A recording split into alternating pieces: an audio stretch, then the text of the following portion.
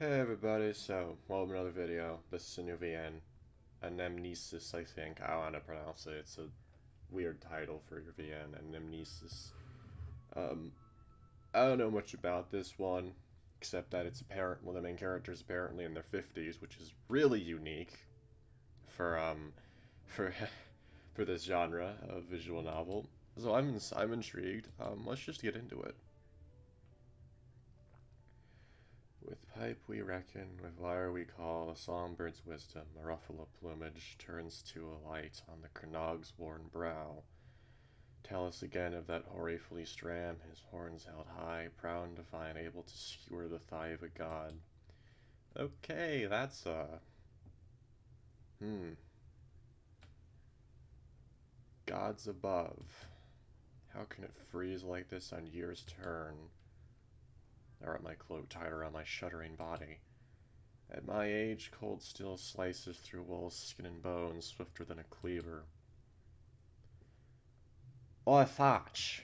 Getting a bit heavy out here, eh? Just a moment. Damn, less of concentration. There's spite along with it. Wagon sinks deeper in the muck. I haste to cast it again. I drop the metallic catalyst. Oh, so he's a magic user. Anxiety inflicts a kind of palsy in me as I scour the wagon floor, groping about for the tiny vial.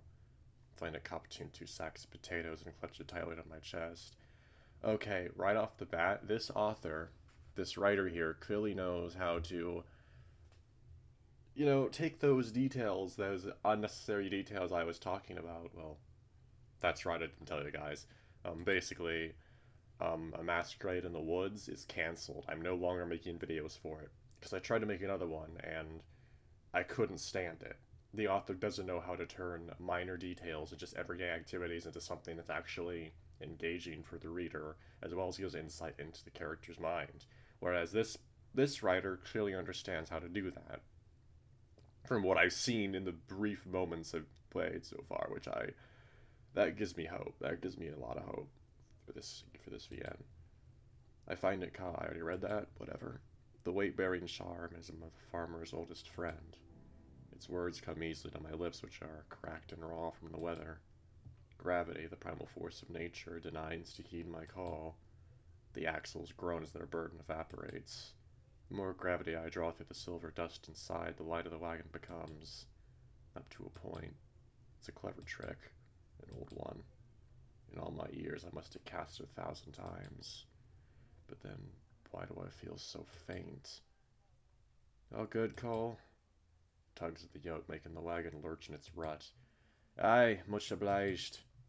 Lately, a fireman would have caused it to be put out with me, but his voice is warm and steady. If you didn't know him, you might think we're taking a hike down a sun-drenched meadow, the wind at our backs. But a good lad. Another hour creeping around, switchbacks, and the cloudburst leaves us in peace. Head southeast, following the mountain range, looking to piss in some other unfortunate soul. Okay, yeah, I really like this. Oh no, oh no. Are you joking? God damn it. Okay, I'm gonna pause it here, and yeah. Okay, so all you missed was like some dialogue where well, this dude's the horse dude. I don't remember his name, despite the fact I just fucking read it. Um, basically, it was like, oh, you deserve a break as much as I deserve a break because you've been pulling your weight as well, and all that stuff. Okay, so once my hose touched sudden rock, he cast his kilt around, bound his shoulders, turned to the bridge, looking to where the road continues on enough from the other side. From here, it looks like the whole village could fit in the palm of my hand. A scenic place to take a breather. There's no need to say anything. I've always liked that about Cole. Some folk like to fill the world with their yapping, but he's not one of them. Good harvest. I. Storm out of nowhere, huh? Yep. Oh, for crying out loud. So you got any plans? In town, I mean? Oh, nothing special. I haven't seen father in a while, the rest of the clan. Why, when the drags on here, I good to miss. It's missing him something fierce. Used to be worse. That time was when Beltane was our first market of the year. Mountain Pass was often blocked well into mid-spring. Other than that, I don't know. A warm fire, full belly. Probably should think about getting a gift for Silas on account of him turning 18. I left the weasel cub, well, a young man now, back at the farm, to what equipment he could while we were away, and to keep him from getting into trouble. I'll think of something. How are you feeling about this summer? Think it'll be another scorcher? Nah, not likely. They say bad winters make easy summers. If that's the truth, we're due to the nicest summer yet. Enough sun, rain, and grace to spare. Swear to my left stone. Could be. Well, I have rest to make it to town. Help an old ram into his those, would you? I'd let go of the respite we rode on, of course. And the scent of gravity, like licking the broadside of a knife, is all but gone. That is a vivid description. I love it. Looking at the wagon, though, it occurs to me I might not have the strength to recast it. Shame rises like bile as I stumble through the odd turn of phrase. I can tell Cole's looking at me funny. I rage a little deeper, pull a little harder. Spell knocks the wind right out of my chest, hauling me to the edge of the cliff I can't afford to fall down. I step back, and then again, before I fall, he catches me. Holds me up like a sack of potatoes, my hooves glancing off the ground. Oh, take it easy, I've got you. Fine. Wrong one move and I'm done for. I still myself, hold my breath until I'm sure it'll be okay. Until I'm the one holding the reins. You can put me down, son. Start myself from his grip with as much dignity as I can muster. His long muzzle shows nothing but doubt, plain as day. I can scarcely blame him. You sure? I'm just a little tuckered out is all. Sure as shit the respite went through. See for yourself. He walks to his yoke, tugging it once or twice, testing the weight of it. It's my best effort. It's noticeably weaker than it was before. The axles creak louder, the wheels sag. Damn, what's wrong with me today? Pull strings up with the carts, grunting and whinnying. Okay, that's a bit... that's actually an interesting bit of world building. I was thinking maybe they were just being pulled by magic, but... No, apparently the horse was pulling it. That's, I don't like that. That has some... There could be some serious, world building stuff coming from that, maybe.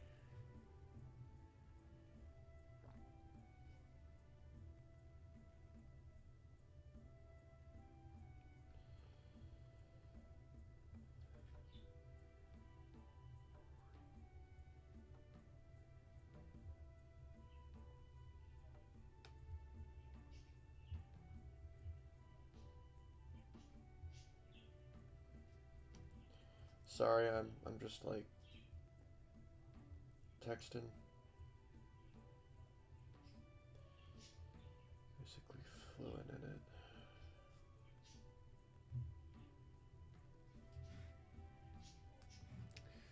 As we descend, I try not to think about how close I just came to disaster. I would have survived. Cole would have carried me the rest of the way over his shoulder, but the taters would have gone to rot. Not that there's much point in ruminating what might have beens. Once one humors such a thought, a half dozen more come around begging for attention. See, this is the kind of shit I was expecting from a protagonist that's, like, as old as this dude is, apparently. Like, I'm expecting more wisdom than just bumbling lines about, well, you know, stuff that town grows large like a big old carrot urging us on our way. My eyes are drawn to the thin gray scar of the high road, some 6 or 7 clicks distant. Follow it east, and one winds up at the port of Chalkis on the shore of the Placid Ocean. To the northwest, it winds its way to Himira, the seat of the Ungulate throne. Okay, some decent world building here. I could actually probably draw a map from from this description if I really wanted to. Oh, shut up, Zill.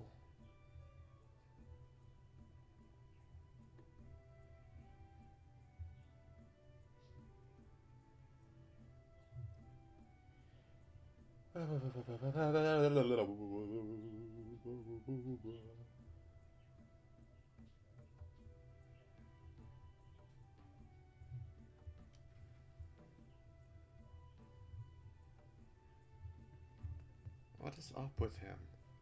Whatever, but yeah, this is really interesting. Being able to sort of map out the world, kind of. Folks around these parts, they think Platea is some kind of city. But really it's just a glorified rest stop, a tiny mole on Sclera's backside. That's they named someplace Sclera. That's interesting. Why is it named that? They pissed themselves if they ever saw the capital. Maybe it's better that way. They lead a peaceful life out here away from the world.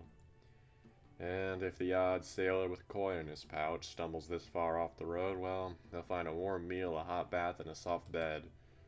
For the most part, however, we mountain folk keep to ourselves. Try to avoid borrowing trouble from others.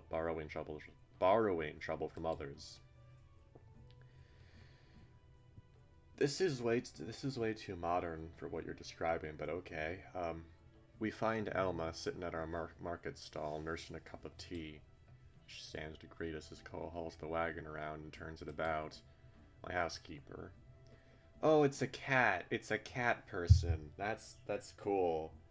I love feline sonas. They're really cool.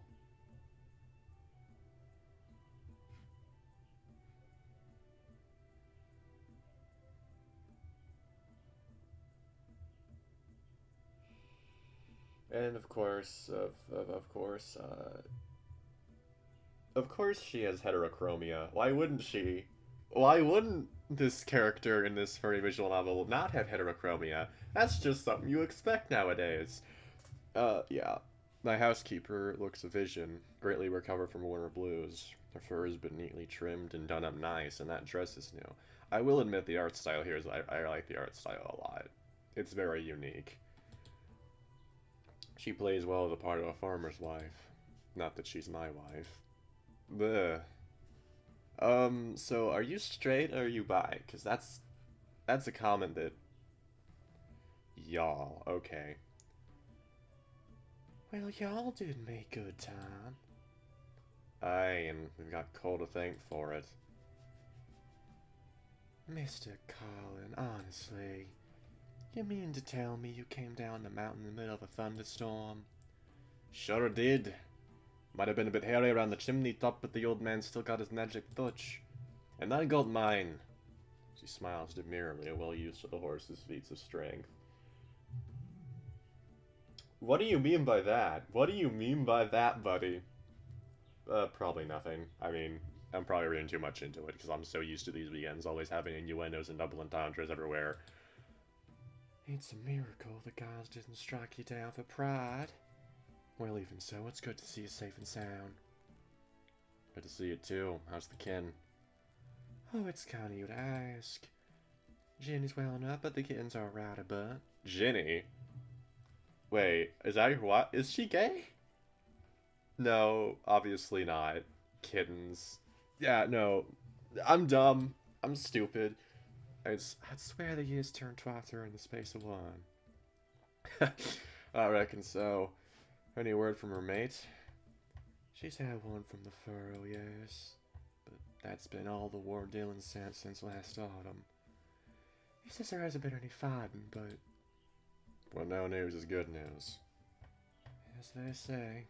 Well, enough of that. Let's see the merchandise.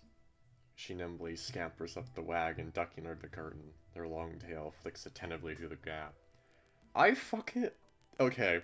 So, I'm barely even that far into this, and I'm loving it so far. Oh my god. It's actually, you know... How the fuck is this camera always like this?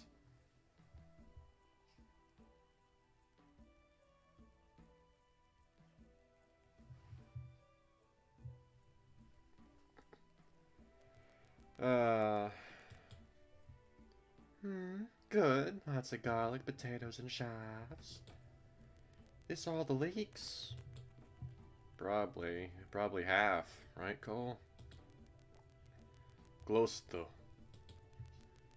Pity that. Hmm? Oh my god, fucking go on, move. You recall that wicked frost, oh, week after the Yule? So they have their, like, own, like, weather system and holidays, I'm guessing. That would be pretty cool. That's, like, more world building than most of these VNs put in. So I like that. Within, like, the first part of this, there's already enough world building to outshine Pervader of all things and other VNs of that way. Well, maybe not Pervader. Pervader is a lot of world building. Sure do. The cold snap woke Silas up around midnight, for he was a bit scraggly and sensitive to such. Thinking quickly, he pulled on his boots and tucked all the veggies in with scrap canvas just like I taught him. Saved the better part from freezing. Was damn proud of the boy. It was worse here. There's barely a leak of spring to be found. So I figure we can charge as high as 2 shees a kilo and sell the lot regardless. That's great news. Nothing to rut, boss. Mind if I head out? Gold's been scratching at the dirt with his hose the whole time. I know it's got him all hot and bothered, but I can't let him go without pulling his tail. Oh, and here I thought that you'd offer to help Miss Elma unpack. Come on, old man. Shifts from hoof to hoof like a colt needing to piss. If you're gonna pull it out to me, I'm fixing to lunch with Rachel. And I can't be showing up looking half a mess. Her pa complained last time. Ah, so that's why. That's in Elma's direction and bite my tongue. Well, you'll be wanting your wages, I expect. If it's not too much a bother. Rust around in my coin purse for a handful of sheaves. Of course not. Go take a bath and for God's sake get Margaret to brush her mane. His grin stiffens, a broad jaw set in its socket. He palms the sheaves into his own coin purse, pulling the drawstring tight. I ain't looking to get fancy or nothing. No, I'm looking proper for a lady. Isn't that so, Alma? A woman does prefer a gentleman not neat and clean. Well, if you're sure. He'll do a fine job, I'm certain. Now then, you remember all the words to Sophia, I trust? I wager I have more practice at it than you, old man. Is that so? Don't think it counts that you're constant all by your lonesome. Why, I never... Oh, man. Okay, I don't know why I'm laughing. I don't know the context here. It's just, like, the way they're reacting to it. I guffaw as he tosses his head in knickers. Elma is busy rearranging leaks, pretending she can't hear our carrying on.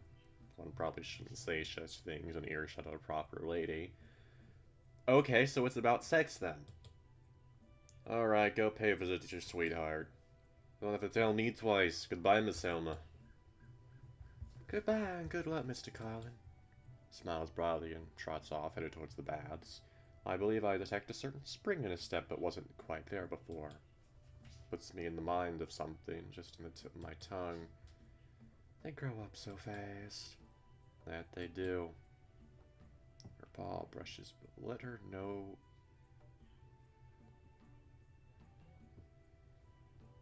I don't know what this means.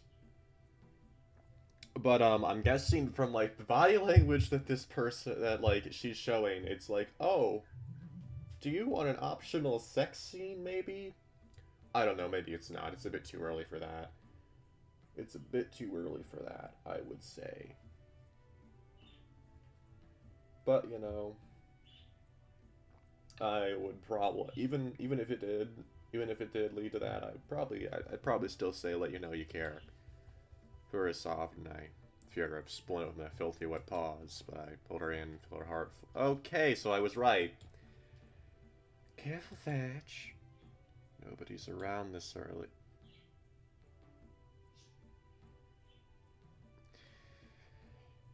What did I do? I didn't mean it for it to go this way. Gross. Gina's coming soon to water the flowers. Oh my god. Likely. Mr. Head on my okay. Really?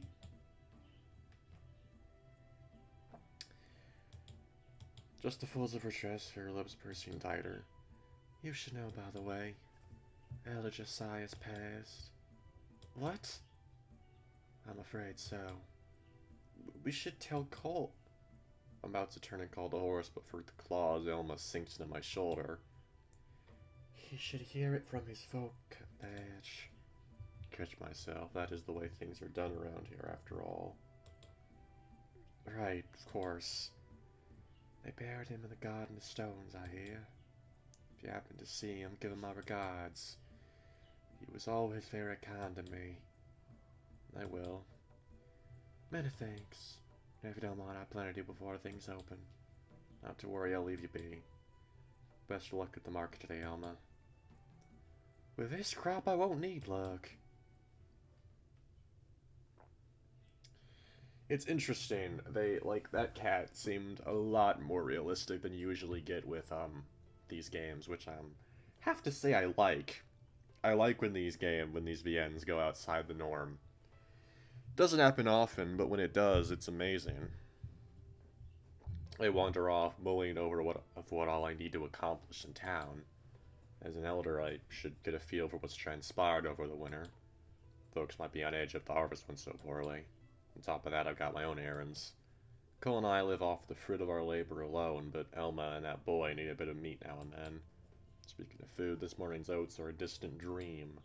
Won't be cheap, but I should stop by the tavern and rustle up some breakfast. Warm my bone by the fire. More than that, I'm sorely in need of a bath. If I hurry, I might just be able to catch up with Cole. I mean...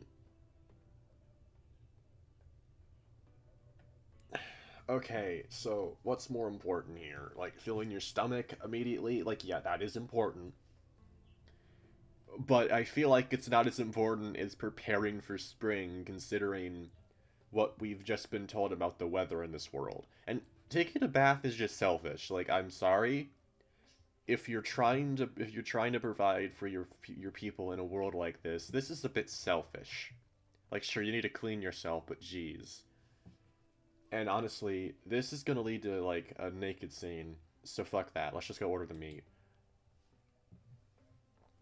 Around these parts, the butcher shack is always out of sight. Tucked around a hill or on the wrong side of a creek. This is a really, like, cozy looking place, though. Like, wow. The brown-gray stain of umber soaked with blood makes folks squeamish. I mean... yeah, that's about me. I can't stand that stuff. Nothing said by any ungulate king could ever change that stubborn part of the provincial Sclerian character. There's no sign of my old apprentice behind the butcher's block. Okay, so we're getting, like, some serious vibes that this dude has basically raised a lot of people in this village, which makes sense, because it's a really small mountain village. So, yeah, it would make sense if he's been here for his whole life or something. A pale weasel and a snooty raccoon sit at a table by the window, breaking bread.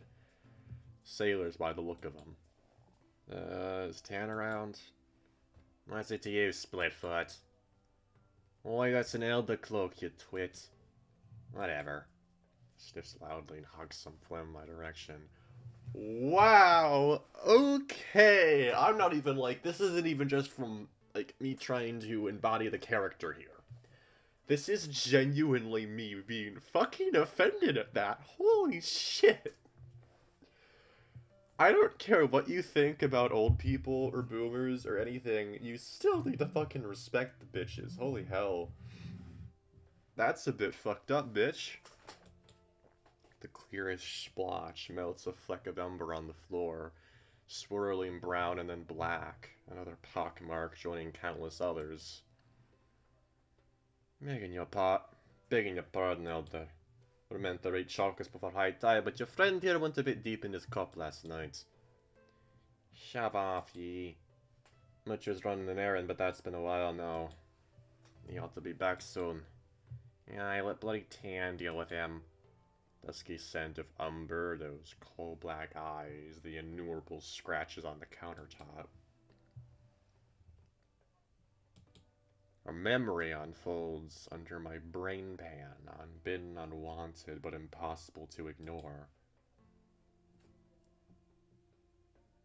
His irises blaze with flecks of orange and gold. I tuck my chin and... Jeremy the Fox came to my shack, beaten within an inch of his life. Jesus, okay. I patched him up the best I could and hid him in the killing room. His pursuers came to finish the job, but they left unsatisfied. Save for the moment I went back to check on his wounds. Hey, still with us? He lay in the granite plinth I used to carve meat. It was also caked with blood. I hadn't time to clean it. Sure, wake up. It's okay, you're safe now. Send those antler boys packing. Expect they won't be looking to bother you anytime soon. Your eye. Nah, it's nothing. Just worry about yourself right now.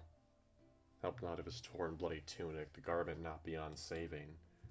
I knew a feline girl in town who might mend it cheaply. It's cold. Blood loss. Sorry, mate. Better to clean your wounds here. But after I'm done, I'll carry you upstairs. It'll be warm up there. Oh, so it's not blood loss. He was quiet as I washed his fur, only mewling if I got too close to a tender spot. Thick fur hides wounds, which then are wont to fester. If you're lucky, I was able to sneak a dram of Duncan's moonshine. You want a nip first? Might help. Just a bit now, not too fast. Once I did a liquor deal, I sprinkled some on his side. Numb as he was from shock and booze, he barely twitched. Bad sign. Sorry for these crude stitches, but I've no skill at proper healing. I'm more used to cutting flesh than sewing it back together, you know. Bangers can't be choosers. You get my life. I'll put it on your tab. But did he hear me? His eyes closed, but his chest was still moving. A murmur. A prayer. Tied off the fishing line. Those big black eyes of his opened again. Not that I'll be around long enough to repay you. Enough of that, let's get you to bed. Picking him up wasn't a problem. I'd manhandled calves back home that were heavier. He couldn't have weighed more than 50 kilos. You're nice and warm, Thatch. God strike me down if I didn't blush, holding that half-drunk, half-dead fox. But what stuck with me now all these years were his eyes. They weren't all black. His irises blazed with flecks of orange and gold. Jesus Christ, okay, okay, I'm getting the sense there's gonna be a lot of regret here. You're right, mister. Yeah, I'm fine. Oh! Oh, he's cute. The door opens and Tan walks in with the parcel under his arm. Master, what a pleasant surprise. Master? You stepped in it now, Blib. Tan, how many times have I told you I'm no longer your master? Oh, about 1,000. Kishlock hitch. The coon snatches the pack and rips it open, sniffing longingly at the wrinkled leaves within. Roasted tay. That's not whatever. Butcher, we can't afford this. You gimme. But think of it as your New Year present. The weasel takes a long time counting out those precious leaves, dividing them equally between a set of 3 cups. Bashfully, he finds a 4th cup and offers it to me, but I shake my head in decline. Meanwhile, the raccoon scrunches up a nugget of coal and lights it with a precisely aimed hearth light, tossing it into the Samovar's heating chamber. How goes old mountain life, old friend? Well enough, and you? Not bad, not bad. The crows of Chalkis pick my bones for each kilo of umber still. Maybe they'd choke on it. If only. So what can I do for you this season? Glad is full to brimming. Usual 100 salted pork, 50 beef. Now, do you have any of that air-dry sausage like you made last year? Let's see, it would have been one of the batches. Damn, I like it. It's gone before solstice. I'm Flattered, sadly, if I recall, I'm about 20 kilos. Will you be around long? I could make another batch special. No, just here today and gone tomorrow. Take whatever you got, make up the weight in jerky. And what do you have that's fresh? Weasel makes a choking noise. I bet he's never heard a split-foot order meat like that. For his part, Tan makes a smile. Stifles a smile. My old apprentice has done well for himself and becoming a respected member of the community. He'd have a shot at making an elder if he ever settled down and found a wife. Well, it's a day old and I bet I've half a log on the hooks. No, I want something more special than that. Oh, for Silas, you know, he's been slow to put on weight. Right, well, Ma used to feed us beef liver every year's turn. It's not fancy or anything, but Elmo will know how to fix it proper for him. That sounds like the stuff. How much everything come to?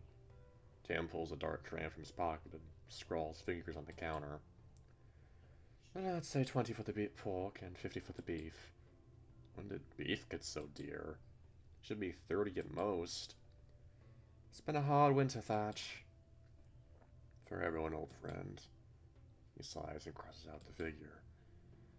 You'll not begrudge me 20 for the sausage. You know what's about. You know that's about what it takes to make it. And 10 for the jerky, I guess. Fine by me. I'll throw in the liver you promised to bring the pup around next time. Haven't seen him since he was knee-high. Last summer, right? It'll spread out faster than the wheat, all the way up to here now. Just somewhere between the top of my head and my horns. Yeah, weasels all like that. Make it out to 80 sheaves then, deal? Deal. Let me that crayon, I'll scribble out my note. You have a boy to run it over? I'll do it myself. Kishla, will you two be over long? What day? You and Bleb watch the shop then. Least you two layabouts can do. He's rolled his eyes and refills his cup. Pleasure doing business with you. Pleasure doing business with you, Thatch. You too. Be well. Oh man, this is actually giving me like a lot of chances to work on my different voices. Cause yeah, let's just grab light to eat. Ooh, this is cozy. This is cozy. Wow. Oh, I'd sit there and read 100%. Oh, hey, Boris, you here? Boris, that's a Russian name. The innkeeper's head pokes out from under the curtain, preceded by his rack of antlers. So early in the spring, they're about a fraction of their usual size. Morning, Thatch. What's your usual? I'll take anything you can warm up real quick. He'll put some chicory on and see what's left over from last night. Somebody taking care of the hearth for me. Run by and then show us the day. Sure thing. But you always make your guests do the heavy lifting? He snorts amusedly and clops back to the kitchen. Alone again, I kneel down before the great stone hearth. It's not like him to let it die out overnight. Not a twig of kindling set aside either. Ugh. Make do with the half-burnt bits and bobs of leftover firewood, together with a fresh log split down the middle. It'll burn a little fast at a like this, but it'll do for now. Grunting make stand up is not particularly delicate. I feel like I'm forgetting something. Alright. Need to check that the flue is open. Boris won't thank me for smoking him out. Yeah, that's I was gonna say. Yeah, but we usually have a fireplace in all the houses we used to live in. And yeah, you kinda need to make sure that's open.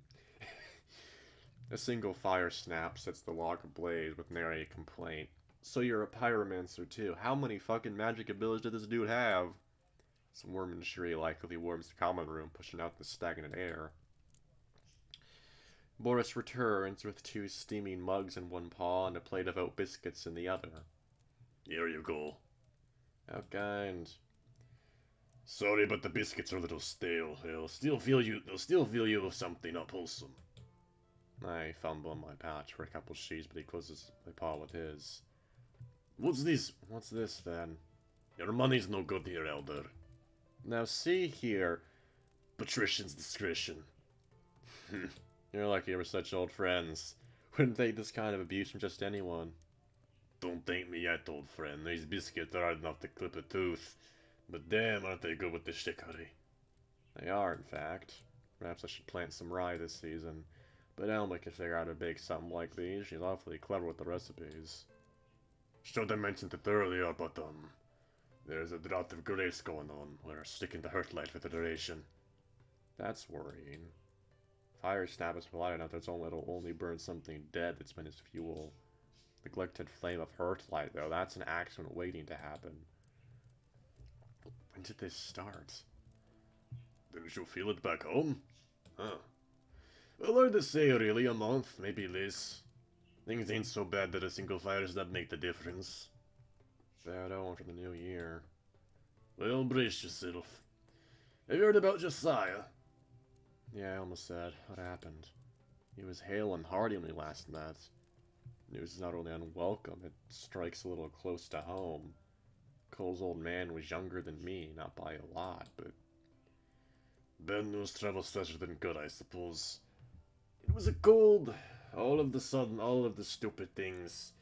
So one day after midwinter, hacking and coughing. And they just never got any better.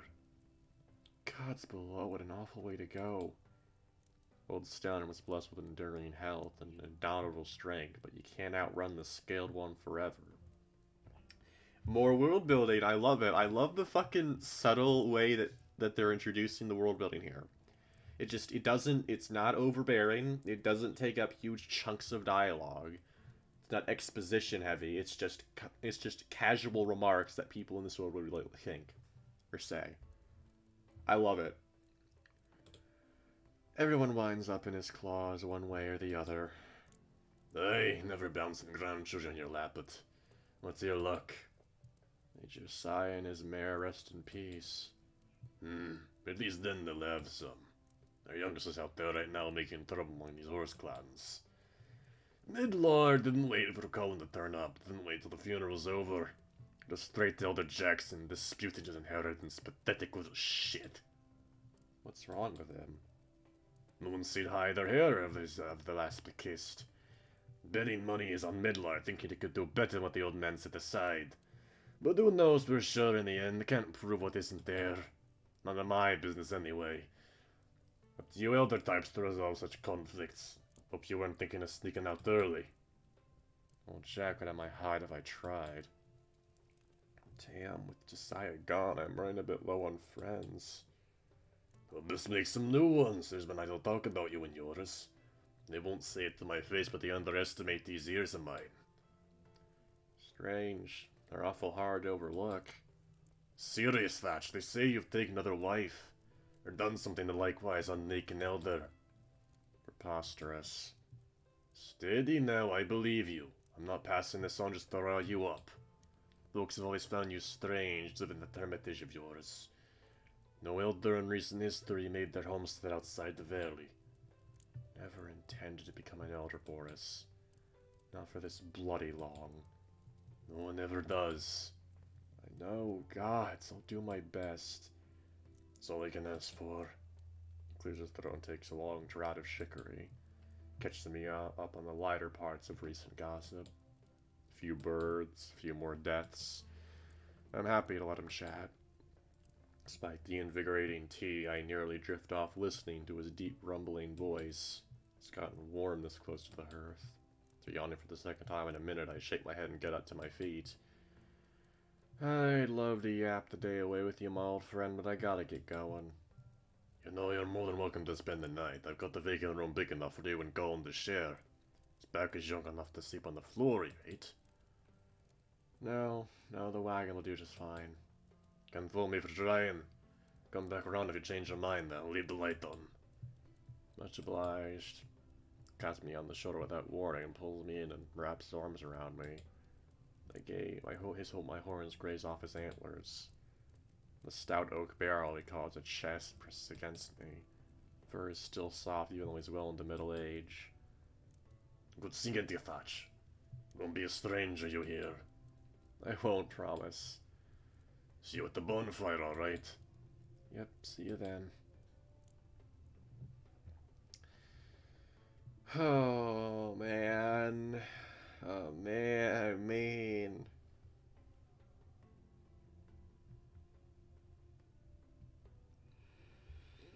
I'm really fucking liking this. I'm really liking this, man. This is a really good one.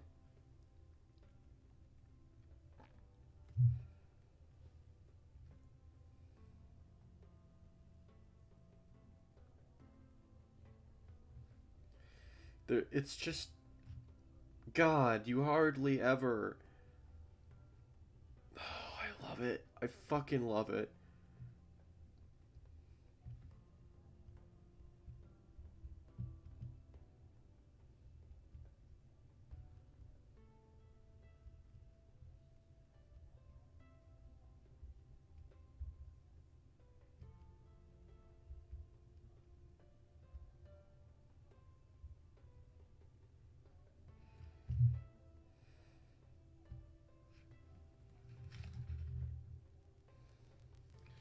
Of course you don't. You're a cinnamon bun. God damn it.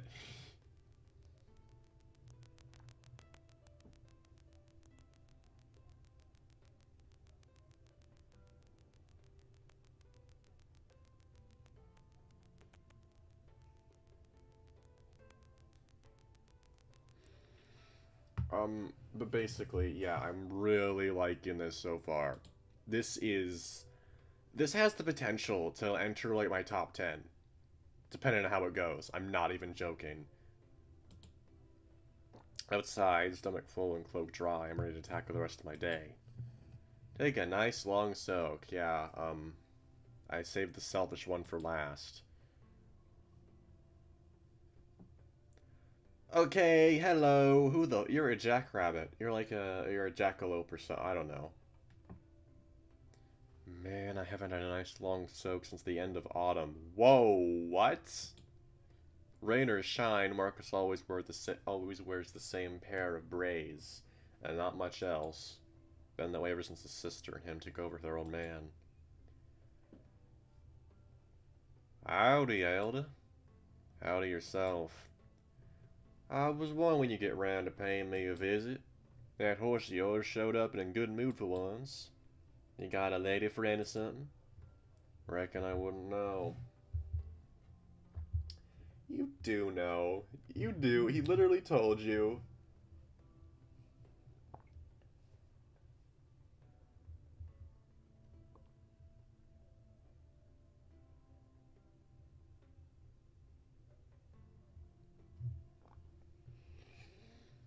Hmm.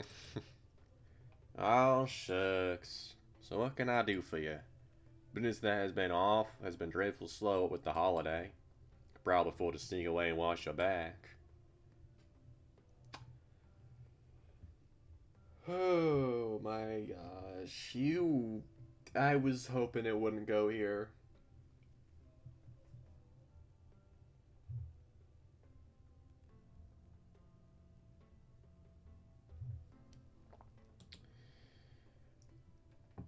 I'd rather be alone, thank you. If it's all the same deal, I'd rather just die to myself. Works for me. Touche's, young man. Gets a tiny cake of soap out. That gives me a tiny cake of soap from the basket he keeps under the counter. It flakes off my paw with little specks of something green. Holly, if you need something. Sure thing. Ah, my favorite place in the whole village. Don't you fucking show me his body. I do not want to pause. And I've got it all to myself for once. Oh no! Oh no. Oh no. Okay, I'm pausing it. Yeah, I'm pausing it. See you when this is over. Okay, so I don't know what this is, but this just happened. Thatch, look, they're all so lovely. How are they growing so high up? Can't you smell it? The air is so full of grace, they can't help but grow.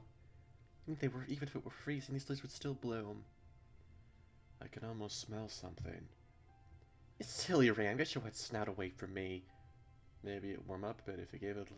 Whoa! Whoa! Okay, yeah, you are into ladies. That's not ew.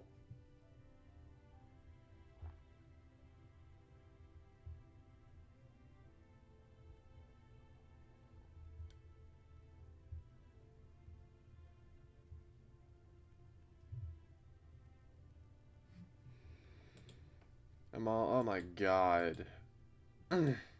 Sorry, dear. What was it you were saying? I've been thinking, couldn't we build up a home here? Just the two of us? Here? Well, maybe we would keep longer in the cold, but I don't know how many folk would climb here to buy it. Thatch, listen. What if you weren't a butcher? What would I do instead? Don't know much about farming. You could learn, and how hard would it be to start a farm here, an honest farm, where these flowers grow just fine by themselves? Well, you're not wrong. Oh, time to pause. That's depressing. She's apparently... Abby's dead. Abby's probably dead from what he was just talking about. Talking about her. It was like, gods, please don't send me more memories of Abby. Jesus.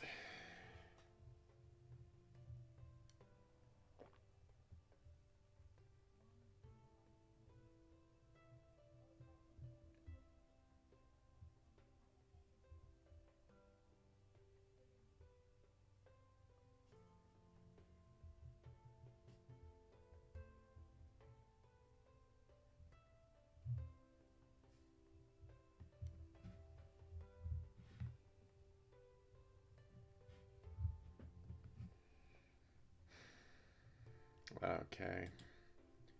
I say goodbye to Marcus and head back into town.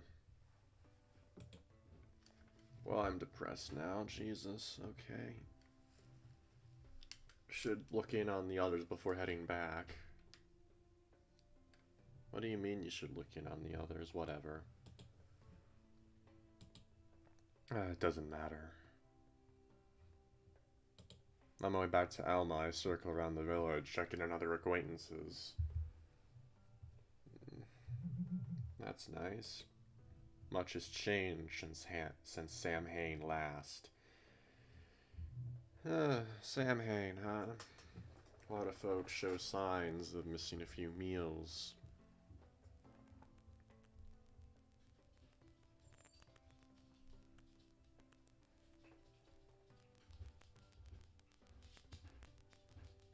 God damn it, don't fucking ruin the audio, you... I hope the other elders plan to do something about it. Collection for elms or something. Could get these enough to get these folks through the summer. Who are you? I find Elma attending to a customer, a strange, smallish fox. His clothes mark him as a foreigner from the west, but doesn't look the merchant type. These are the finest leeks you'll find here today, young man. Just perfect for a brace of conies. I confess I don't normally do my own cooking, but it seems as though desperate times call for desperate measures. And you brought up this one thing in particular, miss. Tell me, where would I want to get a coney in this village? You'll be wanting the butcher, Mr. Tan. Just follow the road south out of town, and his place will be on the right overlooking the creek. I see. Intriguing decision, that, but most inconvenient. Shut the fuck up. Shut up before I punch you in the face, you dipshit.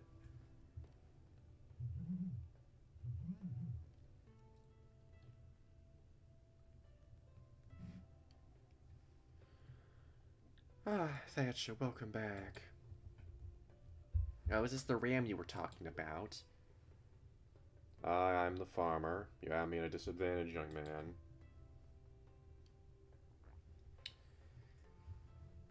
Timothy Quicktail at your service, perambulating lecturer of botany and agriculture on a journey across Clara. Hey, we're just getting down to brass tacks, Thatch.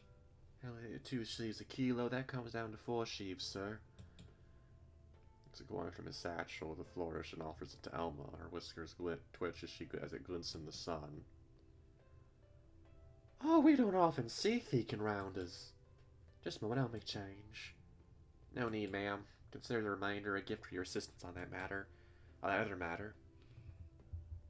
I can't recall the last time a customer made Elma blush such a shade of scarlet. Oh boy. But she slowly regains her composure. Why, as you like. It's been a pleasure doing business with you both. Perhaps we can discuss things more thoroughly later, yes? But until then, good day. The peculiar fox skips away, not a care in the world.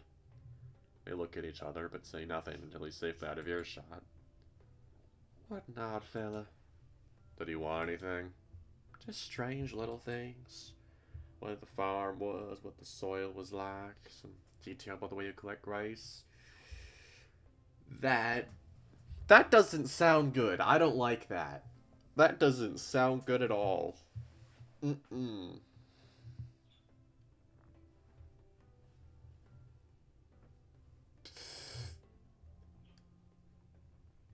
Really, Crimmy? You just had to send me a fucking... Oh my god, why did you send me that?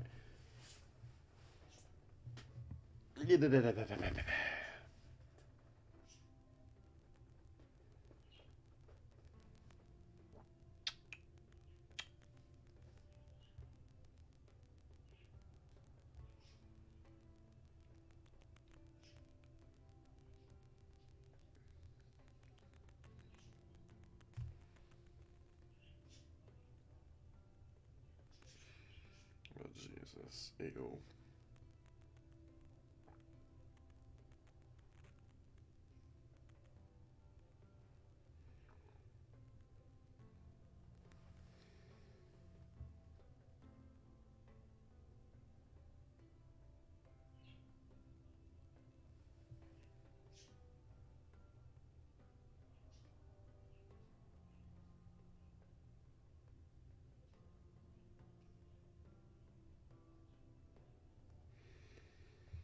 Sorry.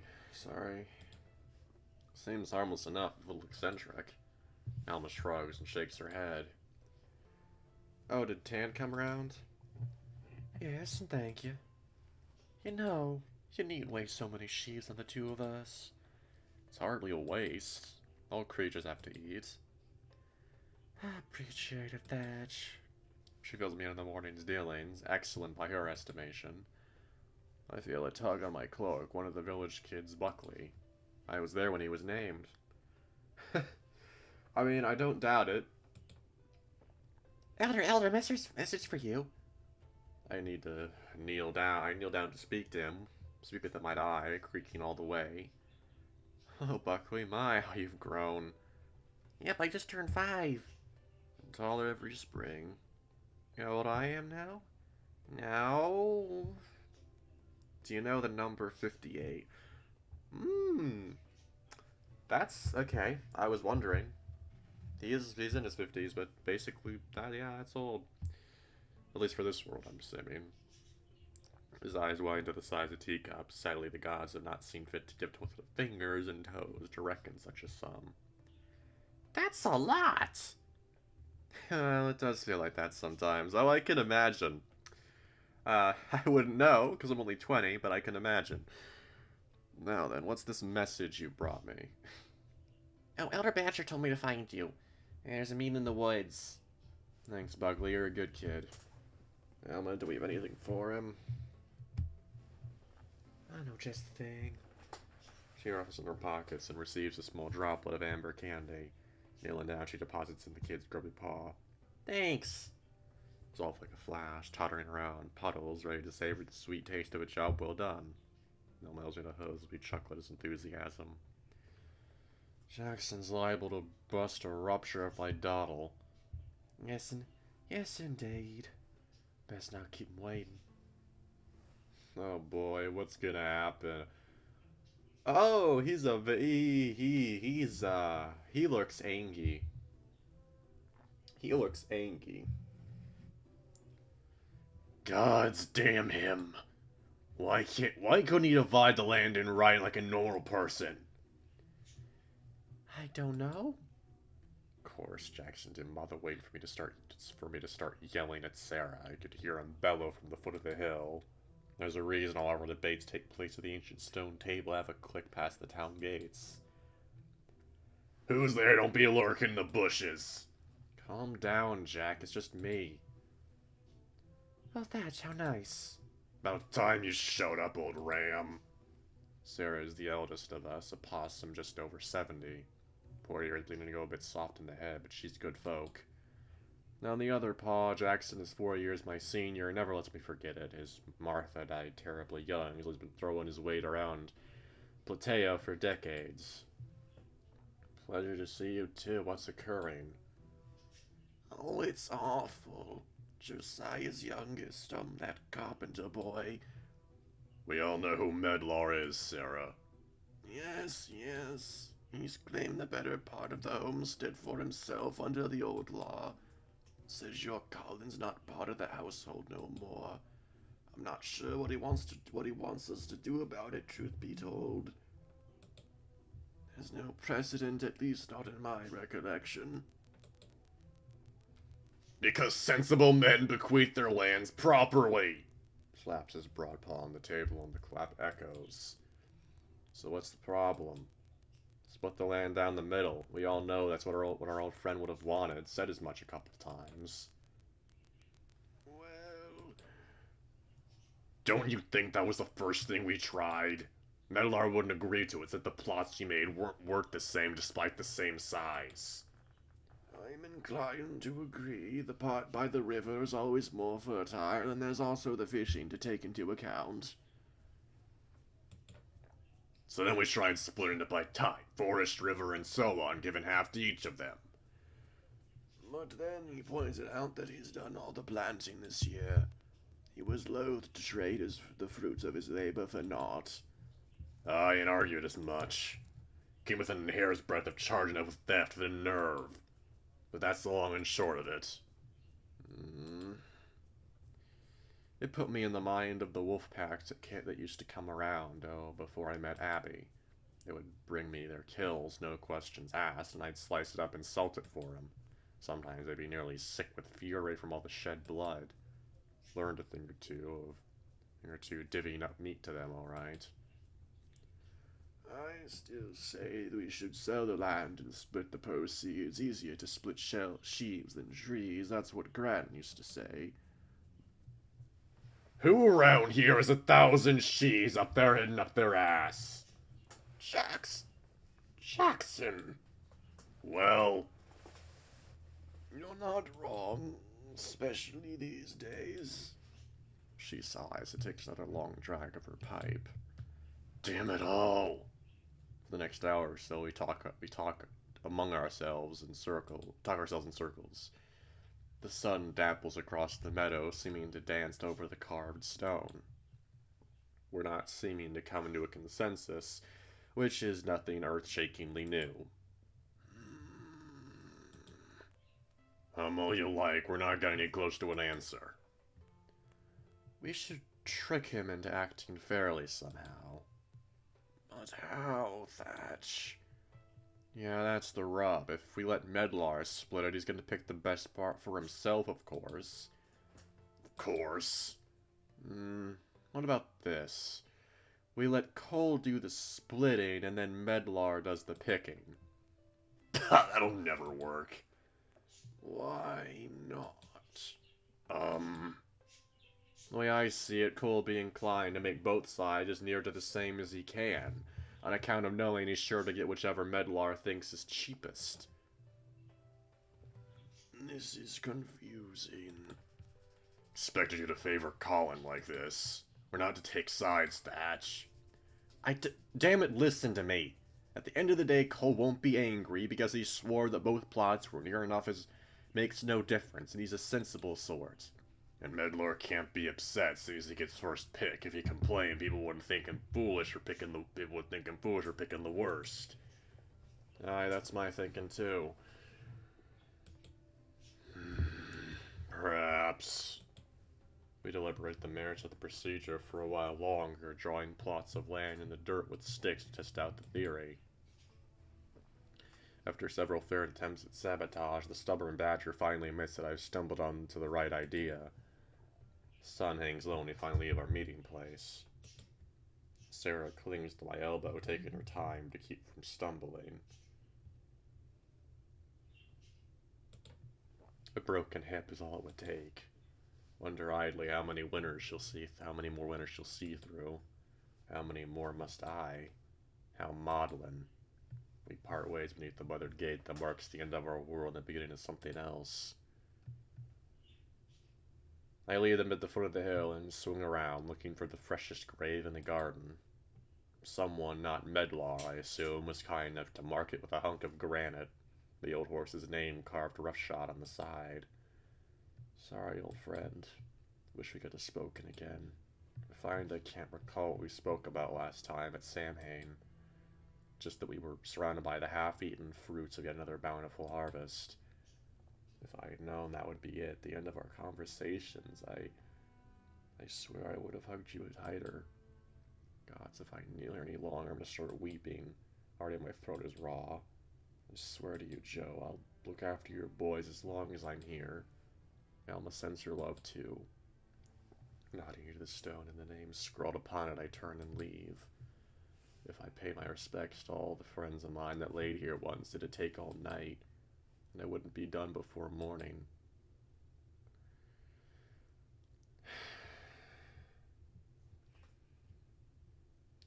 Well, that's fucking depressing.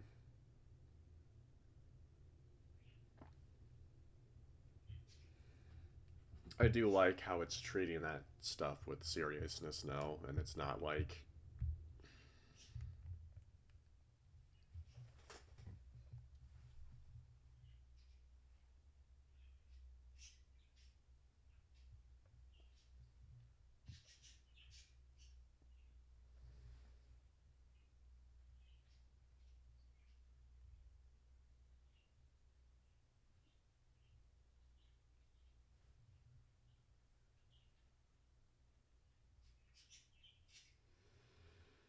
I don't know. I just feel like I like older protagonists a lot better. Because at least then the author, even if they aren't that age, they have to at least pretend to be older than they are. And because of that, they're not so hung up on petty shit. And they realize that life is too short to fucking bicker over the most dumb stuff. The sun sets before I walk back through the village gates. In the center square, my folk are waiting. Cole's kindly moved the wagon a respectable distance away. It's clear that he's finally been informed, his eyes all red and swollen. I know he's hurting, but the words to comfort him escape me. Maybe I should wait until we talk in private. That's what I'd want from a friend. Our first stop is the brewer's stand where we split a horn of mead. Really, Elma and I take a sip and leave the rest to Cole. It takes a lot of ale to inebriate him even a little. Oh, there, just to see Colin's mane. Looks great, Cole. Thanks. Marcus did okay, I guess. Elma and I share a sly smile, buoyed by the music. We flank our beloved horse, pressing on either side. So, how'd it go with Rachel? Well enough, I suppose. Her more set out tea and biscuits.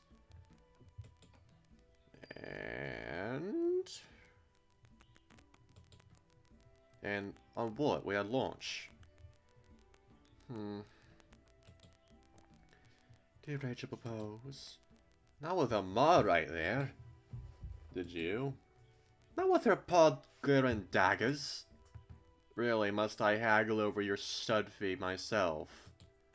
No, it's just that time wasn't right. I'll do it next season. Ladies prefer summer weddings anyway. Come now, we're gonna miss the dance. Yaf drags us to the bonfire in the center of the square. Jackson must have snapped it up after he got back from our disputing. I don't like Jackson. I really don't. He seems like a bit of a dick. From the brief bit we got to know him.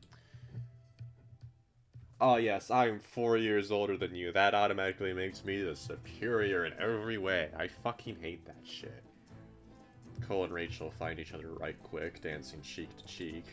They make a cute couple, that's for sure. About to cut in and have a chat with the future Mrs. Cole when a certain stout-hearted deer blocks my path. Blessed years turn to you, my friend. It's possible that he's been at the brewer's stand if I know him well. His eyes focus about a meter past my horns. And to you, old friend. Kick up those hooves, it's bad luck to tucker out this early. Who said anything about tuckering hounds? He leans so close, I wonder how drunk he is, but then he turns his muzzle aside and whispers in my ear. That you look around. Sarah left after the first time, be poor look for your defaulter as well. Surely no one would care. He sighed, his broad chest heaving dramatically. No, Thatch, if only we could trade places for a day. I would be the consummate elder, peacekeeper, and diplomat. You would be. Who am I in this scene? A dilettante? No, a fool. Yes, you would wear the mantle of my foolishness. You're talking strange tonight, Boris. But if you're planning on making out anytime soon, I can find you a bride. Someone older, of course, who could put up with such stubbornness. She'd have to be quite old indeed. Oh, poor Boris, such a handsome antler folk, stuck firmly in bachelorhood for all these years. It's enough to make the does of Plateo weep into their handkerchiefs. But it's said that years turn is a fortuitous time for courting. Remind me, when last did Boris the innkeeper lend a bed free of charge?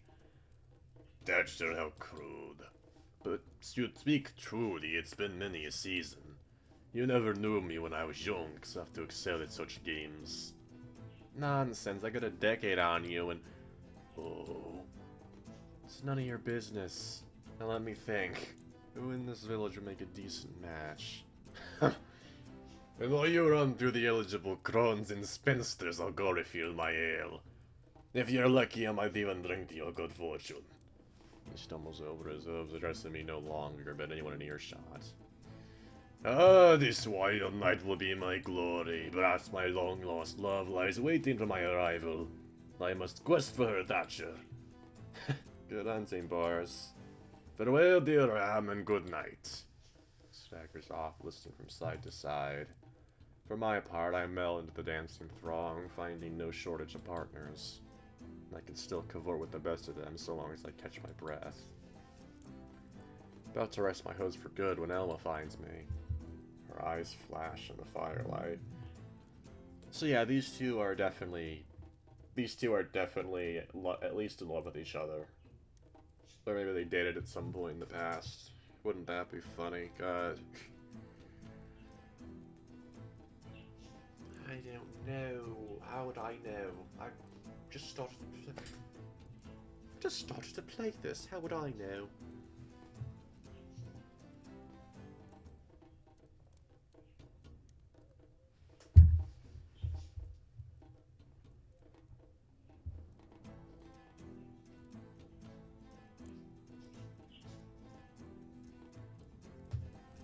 Jesus Christ.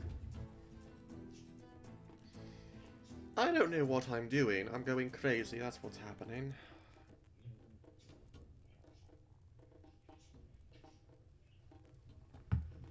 Come, Thaz, dance with me. And suddenly my fetlocks don't feel half as sore. Oh yeah, they're definitely boning. That's... Pray try not to step in my paws. Oh, sorry. Last tear at the bonfire collapses in on itself, and the gathered throng roars as it throws up embers like shooting stars. Elma's gaze locked with mine, and she smiles. No polite smirk, no half-concealed grin, no, a true smile.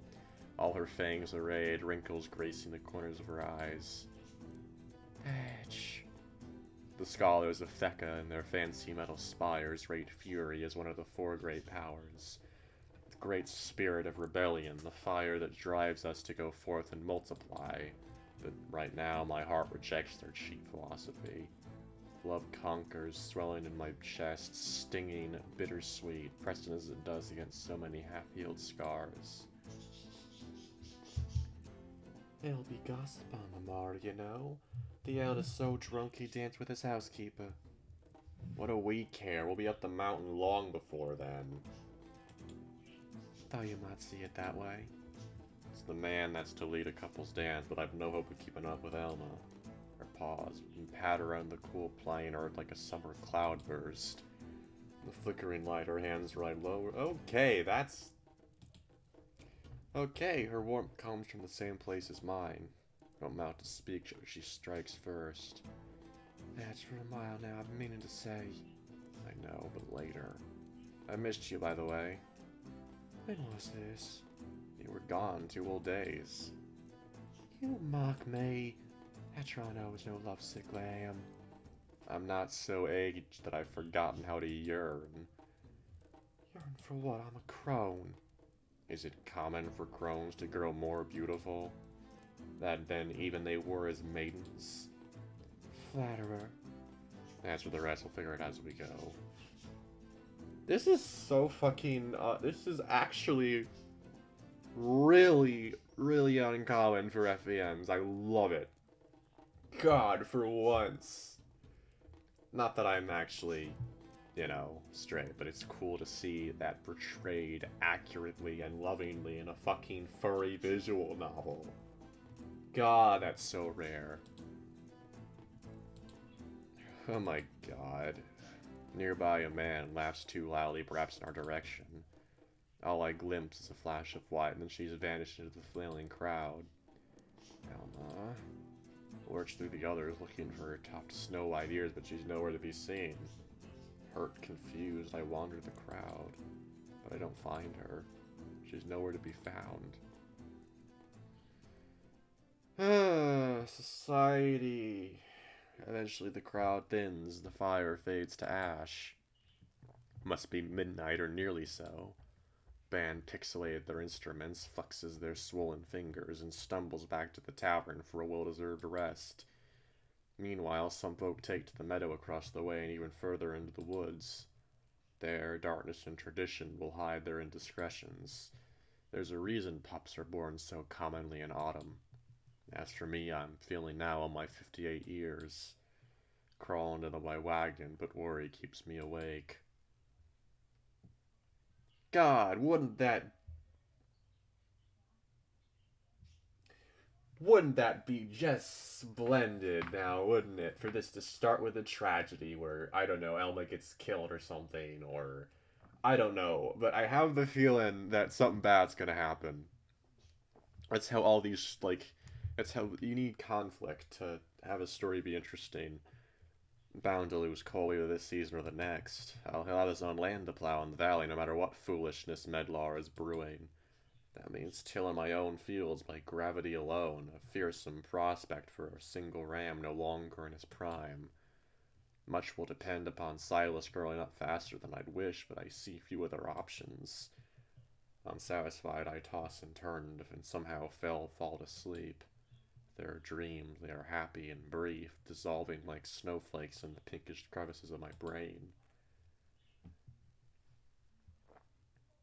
God, I love this VN.